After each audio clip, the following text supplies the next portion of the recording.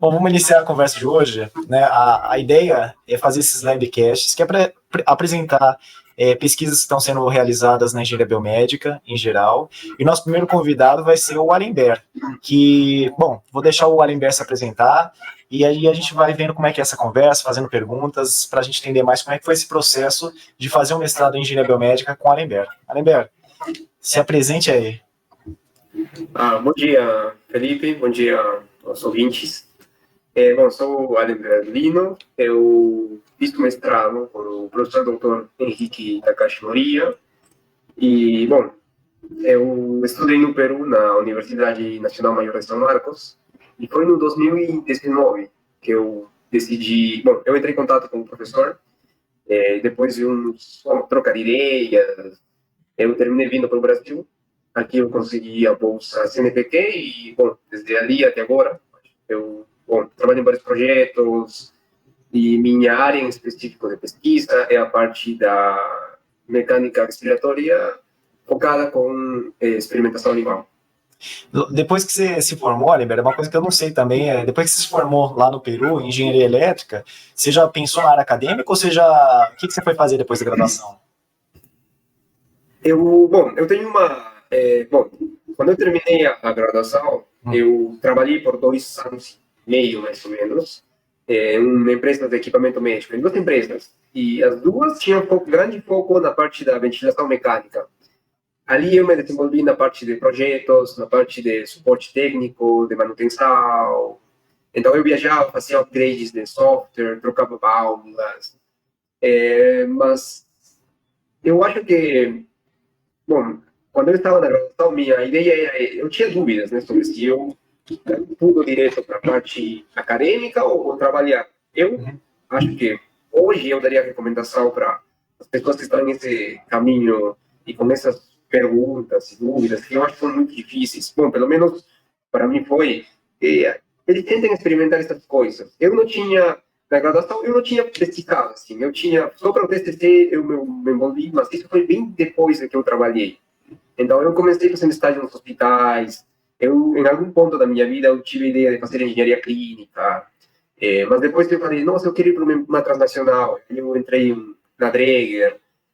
Mas chegou um ponto em que eu falei, nossa, eu acho que isso não é para mim. Então, depois de 2 anos e meio, eu voltei para a faculdade, fiz uma pesquisa. Lá no Peru, isso é diferente do TCC, então você tem que fazer uma pesquisa bem longa lá para conseguir um título de engenheiro. Aí eu fiquei mais ou menos, acho, uns 8 meses lá, pesquisando, defendi, e foi nesse processo que eu falei, eu vou procurar alguma coisa fora, porque não tinha professores lá no Peru que fazem pesquisa na área que eu estava interessado. E foi aí quando eu contatei o professor Henrique, e, bom, ele aceitou ser meu orientador, e eu terminei vindo para o Brasil. Tá, e uma coisa que para mim ainda não ficou claro, quando que a biomédica surge na vida? Foi quando você começa a trabalhar ou na graduação lá você já pensava em ir para essa área de engenharia biomédica? Assim, para mim, a biomédica foi uma coisa que mudou um pouco, porque eu acho que eu estava no segundo ano de engenharia, quando chegou na minha vida a ideia, né, de que eu não sentia que estava fazendo certo, o caminho certo. Eu lembro bem que eu até falei com meus pais, de que eu estava pensando em trocar, deixar a engenharia elétrica e ir para a engenharia de mineração, ou talvez engenharia ambiental ou florestal. E por aí também eu acho que pensei em fazer medicina, mas eu lembro que um dia eu estava caminhando na faculdade e eu achei um amigo que ele era de ano superior, eu acho que ele estava no 4º ano da engenharia já, mas ele estava dentro de um grupo que fazia eventos, talks sobre engenharia biomédica. Aí ele mencionou, falou, oi, você não quer ser parte de um grupo que está fazendo um pouco de, vendo o que é segurança elétrica em hospitais? E aí eu falei, nossa, parece interessante. Aí eu fui 2, 3 vezes, comecei a ir, e eu me empolguei muito. E era um grupo que trabalhava com o CREA, lá no Peru tem o CREA, né, que a gente chama Colégio de Engenheiros. E aí foi quando eu comecei a envolver, assim, eu não tinha olhado para essa área da engenharia elétrica. Eu sempre estava ou na parte de telecom, ou na parte de robótica, mas eu não tinha, assim, pelo menos na minha faculdade, não tinha muito foco em engenharia biomédica. Então, foi nesse momento que eu falei, nossa, eu acho que esse caminho também é interessante. E aí eu, tipo, comecei a falar com meus pais, e aí eles falaram, nossa, eu acho bem legal. Aí eu continuei, e aí foi uma coisa que me apaixonou mesmo. Aí falei, nossa, e comecei a mexer com várias coisas. Eu lembro que eu fiz, nossa, eu lembro que eu fui no hospital, e aí comecei a ver o que tem lá, comecei a entender o papel do engenheiro no hospital, e eu acho que é uma coisa que ainda eu continuo falando, nossa, é bem curioso o que os engenheiros fazem nos hospitais, porque eu acho que tem uma dimensão meio, assim, que não está meio clara no papel. Porque eu já vi engenheiros, tipo, desde fazendo manutenção em um aparelho, até, tipo, aqui no Brasil, engenheiros, como uma professora da autoridade, né, desenvolvendo válvulas cardíacas. Então, é uma coisa bem absorvente mesmo. Uhum. E como é que você acabou chegando aqui na USP, né? O Alimber fez o mestrado aqui na Universidade de São Paulo, no Laboratório de Engenharia Biomédica, e aí como é que você sai lá do Peru e vem parar na orientação aqui do professor Henrique, aqui no Lab? Naquele ano, eu conheci um professor que era egressado da USP, que ele tinha feito um mestrado em telecom. Aí ele me comentou que tem um site da Poli, aí eu entrei no site do Levi, olhei os professores que tinha lá, e eu escolhi, tipo, o Henrique, porque eu acho que era aquele, porque como eu não tinha feito pesquisa na área, meu principal medo era você entrar em contato com o professor e ele perguntar se eu tinha algum background, né? Que é uma coisa que você costuma fazer, mas eu acho que naquele então eu era mais jovem, tipo, tinha mais dúvidas, mas meu conselho para as pessoas do futuro é só escrever, manda um e-mail, eu acho que a pior coisa que a gente faz são as coisas que a gente não termina não fazendo, né? Então, naquele então eu falei, nossa, o Henrique batia mais com o meu perfil, e eu achei bem legal as pesquisas que ele tinha, porque entrei no currículo Lattes dele, e a gente trocou umas ideias, eu lembro que foi bem corrido, assim, foi bem rápido mesmo. Então, eu terminei fazendo as provas para a bolsa, as provas do mestrado, e terminei, acho que vindo uns 4 meses depois, porque eu esperei, tipo, fazer os papéis, porque é todo um trâmite, assim, burocrático, né? Conta um pouco como é que esse processo tem prova para entrar no mestrado, o professor que te escolhe, ou você escolhe o professor, para quem está pensando numa vida acadêmica, como é que é iniciar esse processo? Como é que, quero começar a fazer um mestrado, como é que eu inicio esse processo? Como é que foi para você? Bom, eu primeiro, acho que a coisa principal é você ter um orientador. Uhum. Então, se você quer fazer uma pesquisa, acho que você primeiro tem que ter um orientador no qual você tem interesse da área dele, né? Porque é uma coisa que você vai lidar 2 anos. Então, eu acho que essa é a primeira coisa, definir a orientação. Depois tem as provas, né? Que eu acho que são provas que... A primeira prova, para entrar no mestrado, uma prova que envolve parte... 50% é uma coisa no qual tem perguntas bem gerais de anatomia, e outras 50% bem gerais de engenharia, e aí tem um porcentagem também perguntas de matemática, que eu acho que com um estudo razoável você consegue lidar bem. Uhum. E depois tem uma prova de bolsa, né, para os que têm interesse, que é uma prova basicamente de, acho que, raciocínio matemático. Bom, com essa pontuação e com a pontuação do teu CV, mas a pontuação do professor, a Poli faz uma ponderação, faz um ranking, né? E aí, segundo o ranking, a quantidade de bolsas, as bolsas são otorgadas para os estudantes. Esse eu acho que é o processo aqui da Poli, né? Acho que cada universidade também tem seu processo. E depois que você começou, né?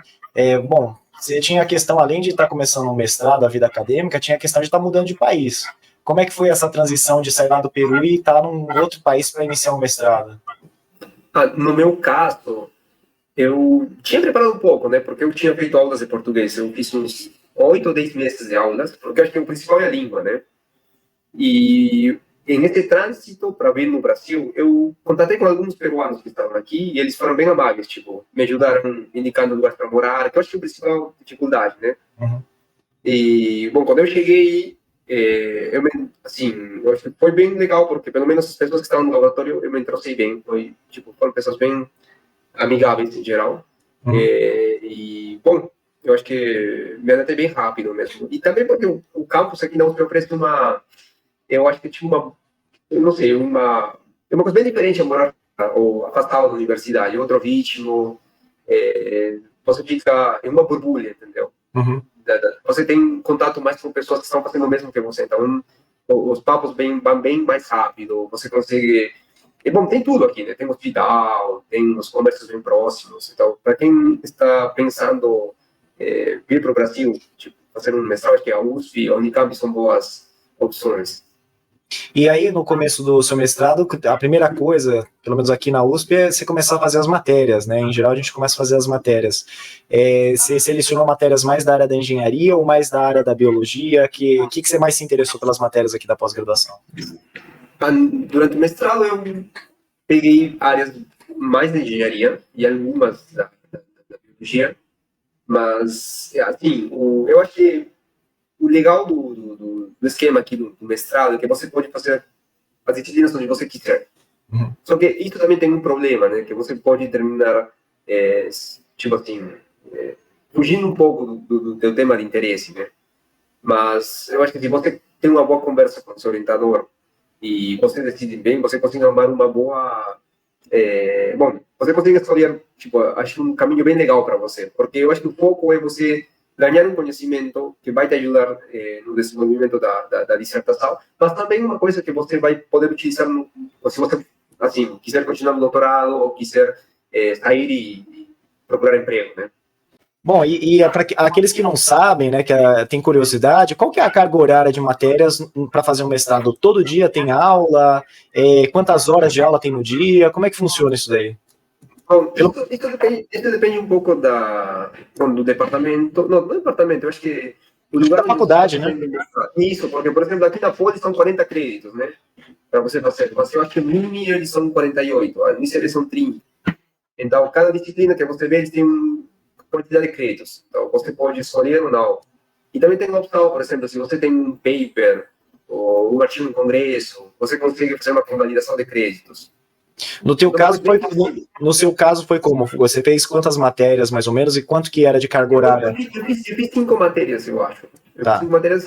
E a carga horária por matéria vai entre, dependendo da acreditação, da quantidade de créditos, mas se ela tiver, por exemplo, 8 créditos, em média são 4 horas ou 3 horas na semana. Então é bem baixo. Tá. Porque a verdade é a matéria mesmo, quando você entra, tem um site, né, no qual você vê a carga horária e tudo isso. Os professores mesmos deixam uma quantidade de horas que eles acham recomendável você estudar ou dedicar para a matéria. Tipo, pega a matéria e fala, acho que o mínimo são 8 horas que você tem que estudar. E acho que termina sendo essa quantidade de horas certas para você se dar bem com a matéria. Bom, aí você terminou as matérias, né? Concluiu as matérias, os créditos obrigatórios, aí começa o tema do mestrado, né? O que você vai pesquisar de fato. Na verdade, isso às vezes acontece durante o curso das matérias. No seu caso, como é que começou a surgir o seu tema do seu mestrado? Essa é uma questão bem interessante, né? Porque, pelo menos com todas as pessoas que eu falei aqui, eu acho que depende um pouco do estilo do orientador, né? Pelo menos com o Henrique, ele deixa você primeiro terminar as matérias. Uhum. Tá? Tem professores que não, bem cedo ele já fala, você vai trabalhar com isso. No meu caso, eu estava fazendo as matérias e a ideia era trabalhar com mecânica respiratória em animais. Tá? E bem específico em animais que foram induzidos a asma e depois medir uns parâmetros morfológicos, né? Peso, volume do pulmão, fazer correlações. Deixa eu só te interromper, mas de onde surge a ideia, não, eu quero trabalhar com camundongo, né, animal que se diz é camundongo. Como é que surgiu? Você já tinha trabalhado com isso, já tinha visto? Porque é meio curioso, né, do nada vou começar a trabalhar com camundongo. Ok. Bom, a verdade, minha ideia era trabalhar com alguma coisa de processamento de sinais ou a parte de processamento de imagens. Eu fiz muita disciplina de processamento de imagens, por exemplo. Mas, porque eu, pessoalmente, tipo, eu não gostava muito eu não gosto de lidar com sangue, né? E eu acho que especialmente humano, então eu sempre fugia dessas coisas. Mas aqui o professor um dia fez um convite para acompanhar um aluno fazendo um procedimento e eu fui lá, animei, comecei a fazer e eu percebi que era bem interessante para mim, porque era uma coisa que eu não tinha feito como engenheiro. E para mim é uma coisa assim, é bem mais legal que trabalhar com hardware, entendeu? Porque o hardware são coisas bem fixas que você faz. Tira aqui, tira aqui, tira aqui, tira aqui, entendeu? Ou coloca aqui, faz o plug aqui. Mas um animal é uma coisa que você tem que estar mais pendente, bem mais sensível. Uhum. Então, tipo, qualquer coisa que você faça vai mexer muito no experimento. Então, tem uma grande variabilidade. E o legal de, tipo, levar a parte de engenharia lá é que você, como engenheiro, quer ter tudo sob controle. Então, para mim foi bem interessante isso. Eu cheguei lá, Bom, o pessoal com quem trabalhei foi muito legal também, tipo, porque quando você chega bem de fora, você está caindo de paraquedas, né? Então, você não tem esse background prévio, né? Mas lá, a professora Maria Aparecida, que me ajudou muito lá, o professor do laboratório também foi o professor Voltante Tavares ali, foi muito receptivo, e os mesmos estudantes lá, eles me ajudaram para começar com isso. Então, eu acho que foram uma salva de coisas, de fatores que, bom, me fizeram dar conta de que essa é uma área bem interessante, né? Mas seu mestrado foi com camundongos ou não? O que aconteceu foi que eu tinha começado a fazer os experimentos e a gente já estava numa boa coleta de dados. Só que aí começou a pandemia, né? Então, a gente teve que dar um jeito aí, como falam aqui no Brasil.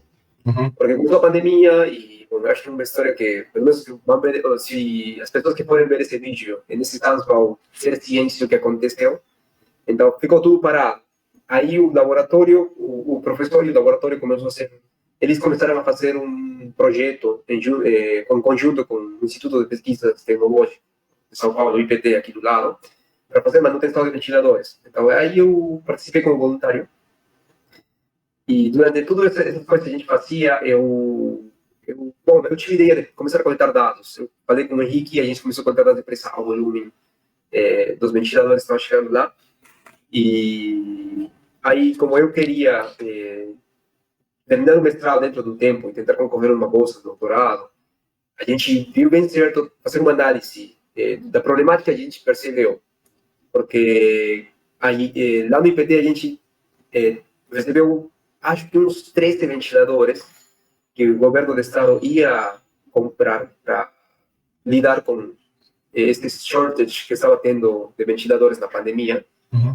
Então... Deixa eu só falar, ventilador é ventilador mecânico, né? Aquele que os pacientes usavam durante a pandemia, que tinha algum estresse respiratório, né? Então era para pacientes que estavam na UTI. Exatamente. São ventiladores pulmonares, né? Ventilador mecânico. Tem vários nomes, na verdade. É uma coisa bem... Até tem uma problemática, né? Que tem vários nomes para o mesmo aparelho, se você olhar na literatura. Mas é exatamente isso. São ventiladores pulmonares. Né? Então, mas aí você pegava, a ideia era pegar dados desses ventiladores que estavam chegando, né, para combater a pandemia, mas era para que esses dados? Para saber o quê? O que vocês estavam interessados? O que aconteceu foi que a gente começou a avaliar em função da norma, né? E a norma, ela tem certos cenários de teste no qual o ventilador tem que passar, mas eles fazem para, assim, uma norma eu acho que é uma entidade bem complexa, né? No sentido, assim, que tem vários procedimentos para avaliar um aparelho. Eu não sou meio a pessoa certa, porque eu não lido com normas, mas no laboratório tem pessoas muito experientes nesse quesito, né? Uhum. Que talvez possam falar em outro Lebcast. Tá? Mas a norma vista de, tipo, avaliar o aparelho e dar certos guidelines, né? De como um aparelho deve ser construído, quais são as coisas mínimas que ele deve ter, né? Como falava o Orsini. Uhum. Então, a gente focou bem na parte ventilatória, né? Que era a parte crítica, na verdade, nesse momento, né? Porque tinha muita ideia assim, o ventilador está funcionando bem, como já o paciente de Covid é um paciente bem crítico, então, pelo menos o médico ele tem que ter garantia de que o aparelho esteja dando valores de pressão, de volume bem certos, né? Então, a gente pegou algumas tabelas da norma e começou a fazer a avaliação. Só que ali, nós percebemos que, tipo, os aparelhos estavam dando valores bem diferentes. E para isso a gente utilizava... Dos que eram para dar. Então, quer dizer, estavam chegando, durante a pandemia, estavam chegando equipamentos que estavam dando valores diferentes, é isso? Isso. Então, a gente teve duas coisas, por exemplo, dos Estados Unidos, que chegaram, ventiladores de lá, ventiladores da Turquia, da China, ventiladores do mesmo Brasil. Uhum. Então, a gente percebia que, por exemplo, se era para ter 500 ml de volume, tá? E um cenário controlado, né? Porque a gente tinha um pulmão de teste, que era um aparelho mecânico que simula o pulmão de forma bem geral, tinha um medidor de fluxo calibrado, de volume. Então, a gente percebeu que tinha muita, assim, diferença entre os ventiladores. E aí foi quando... E aí seu mestrado surge nesse tema, meio que seu mestrado é fruto da pandemia mesmo, né, de Covid. É fruto da pandemia, né, porque eu não conseguia pedir animais para continuar a pesquisa, A pesquisa que você queria estar fazendo, que você queria estar fazendo a pesquisa. A ideia inicial era fazer com animais, mas aí durante a pandemia mudou, falava, não, vamos fazer com ventilador, é isso. Isso. Tá. E, junto, assim, eu comecei a coletar os dados, mas nesse ponto a gente percebeu essas diferenças. Mas eu falei, minha ideia era coletar esses dados para trabalhar depois, entendeu? Para ter um trabalho, um artigo depois. Só que ali, no IPT começou a ter muita empresa nacional aqui do Brasil para tentar fabricar ventiladores. Só que lá também a gente teve uma falta de componentes eletrônicos. Né? Então, a maioria dos caras que traziam os protótipos, eles estavam começando a implementar só o modo por pressão. Porque na ventilação tem dois modos, assim, se você pega um livro de ventiladores, você vê que tem um modo por pressão e um modo por volume. Tá. E simples é assim, o modo por pressão, ele controla a pressão, né? E o modo por volume, ele controla o fluxo para atingir um volume. Então, e aí você tem vários tipos de modos ventilatórios, tá? Então, como o modo por pressão, eles utilizam um transdutor de pressão, assim, os ventiladores mais sofisticados têm um sensor de fluxo e tais, né? Mas como na pandemia eles queriam lidar bem com o problema da ventilação, eles só queriam fabricar ventiladores de baixo custo e com poucos componentes, né? Porque não eram muito acessíveis no mercado, sensores e tal. E a gente viveu isso, tipo, teve muita dificuldade até para comprar instrumentos. Então, o Henrique e eu começamos a ter discussões sobre isso com o pessoal do IPT e a gente percebeu que, vendo os sinais, como a norma avalia o sinal de pressão, tipo, é uma coisa bem simples. Então, a norma, ele permite de que, se você tem um sinal muito diferente, assim, entre um ventilador e outro, por exemplo, imagine, né, se a gente coloca a ventilação, ela acontece em duas fases, inspiração e expiração. Tá? A inspiração, o jeito bem clássico é, por exemplo, você configura no ventilador uma pressão no qual deve atingir, tá? Então, o ventilador insufla, jogar no paciente, tá? E não é uma coisa muito simples, tá? Não é só assim, falar, está enchendo, mas tem que ser um jeito bem controlado, né? Para ele medir uma pressão fixa, chegar num platô de pressão que você configura. Então, por exemplo, se a gente está falando de um platô de pressão de 20 centímetros de água, é uma coisa bem sensível, né? Porque o médico, ele vai falar, nossa, se você coloca muita pressão para força plano, tipo, uma pressão menor a essa também compromete de algum modo o pulmão. Mas a norma, quando você avalia essa pressão, eles só pegam bem na parte final. Tá? E os ventiladores, eles têm vários modos de fazer um controle para chegar até lá. Então, você tem alguns ventiladores, por exemplo, que eles têm uma subida muito rápida, tá? E depois tem uma queda bem, tipo, bem lenta e conseguem chegar bem nesse valor, tá? Agora, tem outros que não, sobem bem devagar e chegam nesse valor. Então, os dois estão chegando, né? Mas esse ventilador que subiu bem rápido, tá? Ele está enchendo mais o pulmão do paciente que o outro, né?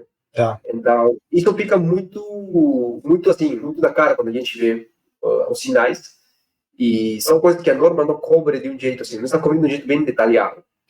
Mas no seu mestrado você estava mais interessado em então, cobrir a coisa da norma, talvez a norma melhorar a norma, ou estava interessado mesmo em ver esses ventiladores que estavam chegando para a pandemia, se eles podiam ser usados na UTI ou não? O que era o seu maior interesse? Qual que era o objetivo da pesquisa mesmo? Nos objetivos, a verdade, foi fazer uma comparação, tá?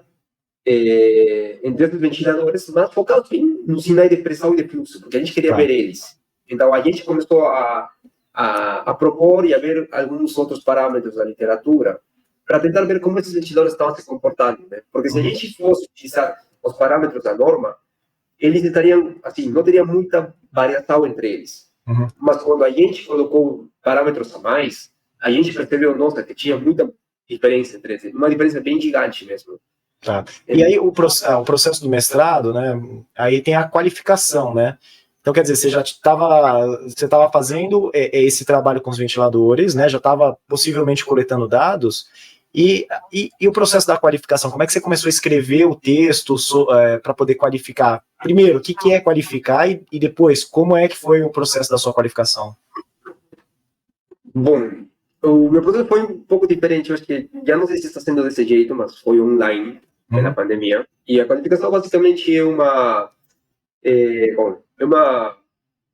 reunião na qual você apresenta para uma banca o projeto que você, que o seu orientador e você Estou pensando escrever, bom, e continuar a pesquisa, né? Basicamente, você apresenta para a banca e fala, tentando explicar o que você vai fazer, quais são os objetivos, hipóteses do trabalho, e ver se a banca concorda ou não com o trabalho. E eu acho que a ideia principal é receber sugestões deles, né, para ter uma melhora na pesquisa. Porque esses professores que você convida para ser a banca, eu acho que a principal função é ser uma coisa construtiva com você.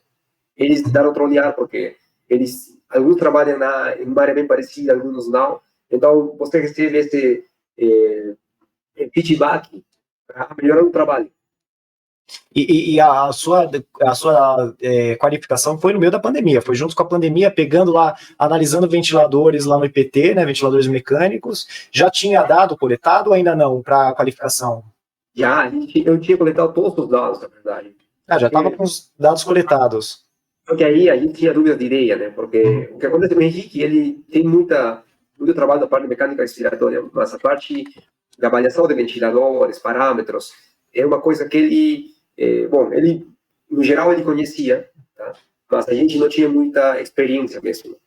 Então, foi por isso que, na escolha da banca, a gente convidou o professor Bonassa, tá? Que é um dos engenheiros, eu acho que na parte de ventilação mais famosos do Brasil, e a Andrea, que trabalhou no laboratório, e ela trabalhou muitos anos no desenvolvimento de ventiladores aqui no Brasil.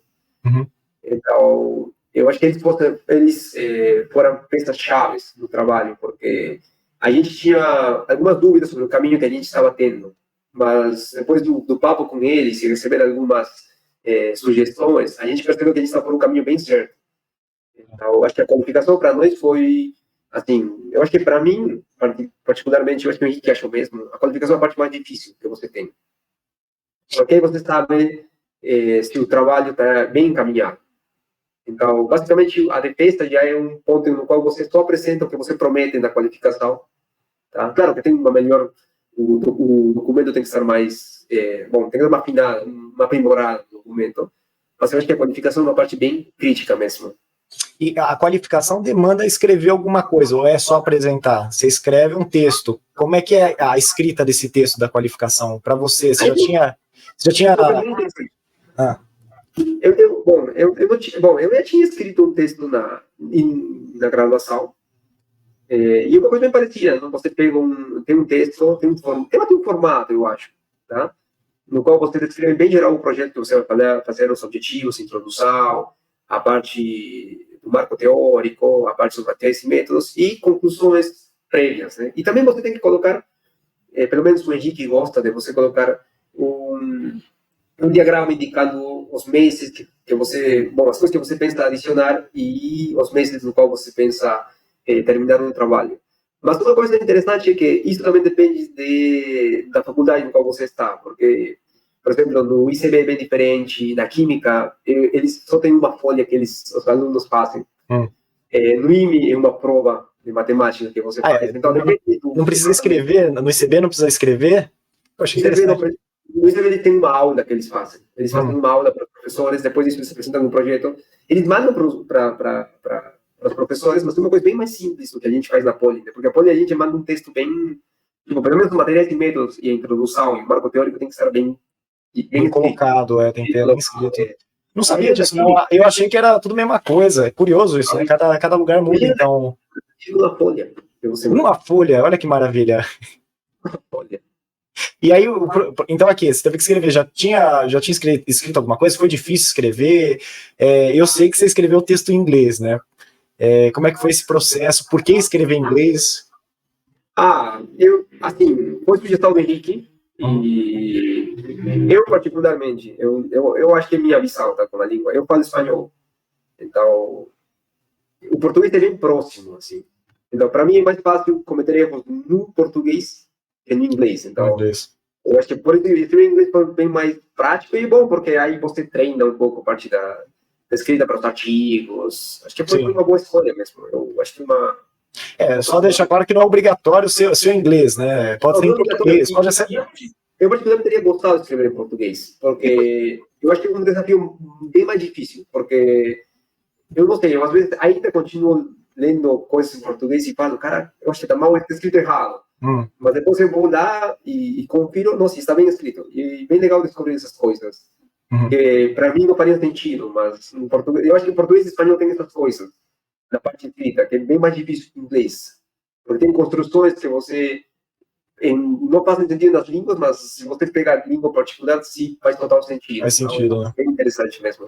E aí depois... Escrever o marketing, né? Eu acho que escrever o marketing, tipo assim, eu acho que escrever uma coisa que talvez seria interessante ter aulas, né, durante o mestrado. Eu acho que a gente deve ter aulas pedagógicas, andragógicas, né? E aulas de escrita, né? Porque acho que como engenheiro a gente escreve bem. A gente fica limitado aí na metodologia, relatórios, né? A gente faz um relatório, talvez a escrita mesmo, aprofundar essa escrita, talvez a gente não... Porque o problema é que você não sei, tipo, eu tomara que o meu texto seja entendível, né? Porque uma pessoa pode ler e falar, legal, mas eu acho que às vezes a gente tem muita pegada, você pega um texto e fala, nossa, às vezes é bem difícil de você fazer a digestão do texto, não consigo entender. E a maioria das pessoas que fazem vai no abstract, lê o abstract, e eu acho que o abstract bem escrito também é bem legal, né? Porque você consegue ter uma ideia interessante. Mas tem uma coisa que é como tudo, né? A gente tem que ir aprimorando com a prática. Acho que agora deu um lag no teu vídeo. Calma aí, olha, meu. Você comentou essa coisa da escrita do engenheiro, né? Como é que a gente consegue, como engenheiros, aí fazendo a parte acadêmica, como é que a gente consegue melhorar essa escrita, né? E não ficar só um texto meio... Aí é uma opinião minha, né? Às vezes eu acho que a gente fica muito chapado no texto, muito limitado. Como expandir esse texto? Você conseguiu fazer isso no seu texto ou não? Eu acho que, assim, a prática que a maioria das pessoas faz é ler artigos, né? Você pega artigos da área, você dá uma lida, e acho que você encontra seu estilo, né? Cada quem tem um estilo mesmo. E no final é uma somação de coisas que você... Acho que roubar não é um bom termo, mas eu gosto de utilizar, que você rouba das outras, né? Você pega o estilo das outras pessoas. Mas, eu não sei, é uma coisa bem interessante mesmo. Se você pegar artigos, por exemplo, bem antigos, tipo de 1890, 1920, 1930, quando você lê eles, é uma coisa bem... Eu acho que falaria uma coisa bem... Tem muita coisa literária, fantástica, filosófica na escrita. E uma coisa que aconteceu agora com os papers mais atuais é que você tem uma coisa bem mais direta, entendeu? Agora, eu jamais fui por trás, mas sempre para mim ficou essa ideia. E essa mudança que teve, né? Eu acho que a gente um pouco perdeu essa parte filosófica na escrita dos artigos. Agora é uma coisa bem mais direta, né? Você coloca introdução, mas uma introdução bem mais direta. Então, eu não sei quão bom é isso, ou quão ruim é isso, mas eu particularmente, às vezes, gosto de ler uns textos bem antigos, porque eu acho que... Não sei, eu acho que eu convido vocês a experimentarem isso, uma pegada bem interessante mesmo, como eles descreviam os problemas. Mas minha sugestão é essa, né? Eu acho que ler bem, assim, ler artigos para você tentar achar qual é o melhor jeito de comunicar o que você faz. Você falou isso de papers antigos. Eu lembro que eu peguei uma vez um paper, 1919, acho que era. Posso estar errando a data, um tal de Rosenthal, que eram 79 páginas o paper.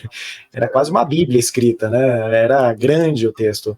Realmente, hoje em dia, você mandar para qualquer revista um artigo com 79 páginas, 60 e tantas páginas, ninguém vai nem aceitar, né? Do processo da sua qualificação até a sua defesa, né? O que você fez depois que você qualificou, né? Apresentou o seu tema lá para a banca, aí tem todo esse processo até defesa. Você fez mais experimentos ou não? Só se concentrou mesmo em escrever o texto ou processar dado? Como é que foi? Bom, o que eu fiz nesse tempo foi principalmente processar os dados e correr com a discussão, né? A discussão das conclusões. Claro que eu aprimorei um pouco o texto, né, com as sugestões da banca, e eu acho que repeti alguns experimentos, tá, na coleta dos dados. Mas o principal foi essa parte do pós-processamento, né, que eu dediquei mais tempo. Fazer os cálculos, deixar as rotinas prontas e começar com a discussão e as conclusões. Aí você levou quanto tempo? Só de mestrado, só para a gente ter uma visão geral. Então, você fez em quanto tempo? Do início de fazer a primeira matéria até a defesa, deu quanto tempo?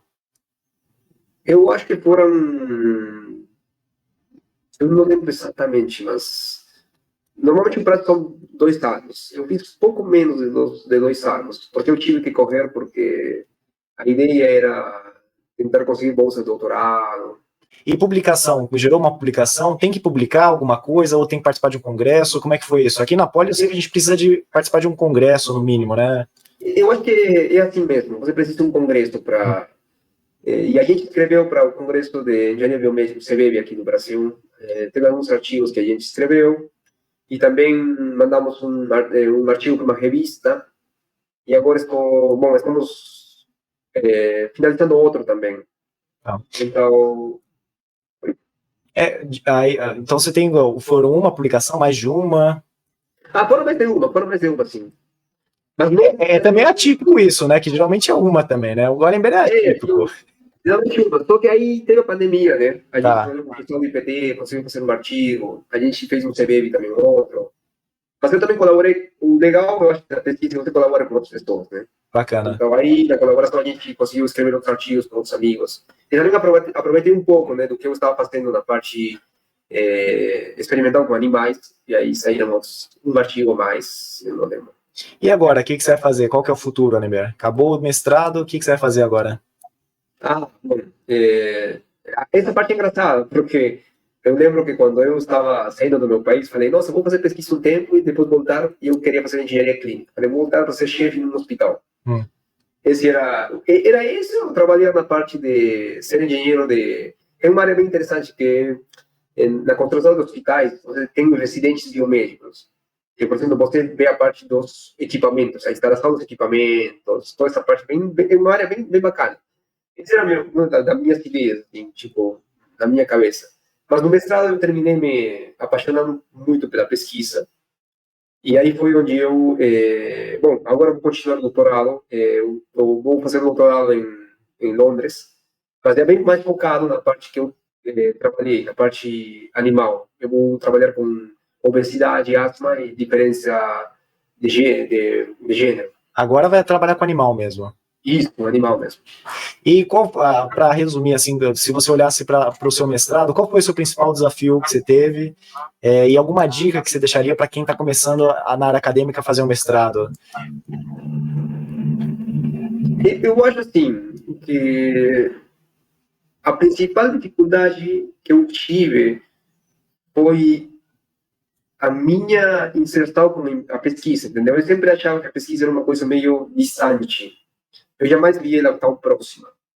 E eu acho que o mestrado é um bom caminho para você conhecer como é essa vida acadêmica, bem voltada para a pesquisa.